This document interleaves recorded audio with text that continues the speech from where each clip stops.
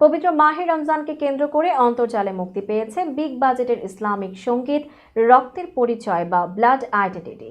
তরুণ প্রজন্মের কাছে ইসলামের গৌরবময় ইতিহাস তুলে ধরতে নির্মিত হয়েছে মিউজিক ভিডিওটি। 28 ফেব্রুয়ারি মুসলে নামের ইউটিউব চ্যানেলে রক্তের পরিচয় শিরোনামের ইসলামিক সঙ্গীতটি মুক্তি পায়। মুক্তির পর থেকেই দর্শকদের প্রশংসায় ভাসছে এই সঙ্গীতটি। সৈয়দ তানভীর এনায়েতের কথা ও এইচ আহমেদের সুরে রক্তের পরিচয় গানে কণ্ঠ দিয়েছেন আলোচিত ইসলামিক শিল্পী মুসলে উদ্দিন আখন্দ। তুর্কি সিরিজের আদলে গানের মিউজিক ভিডিওটি পরিচালনা করেছেন পারভেজ জুয়েল। জানা যায়, গাজীপুরের বিভিন্ন লোকেশনে 250 জন অভিনয় শিল্পী অভিনয় করেছেন ইসলামিক গানটিতে।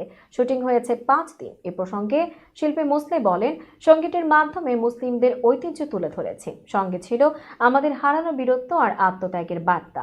মুসলে আরো বলেন, উন্নত মানের সিনেমাটোগ্রাফি ও গ্রাফিক্সের ব্যবহার দেশের ইসলামিক অঙ্গনের জন্য একটা নতুন বার্তা হবে বলে আশা করছি।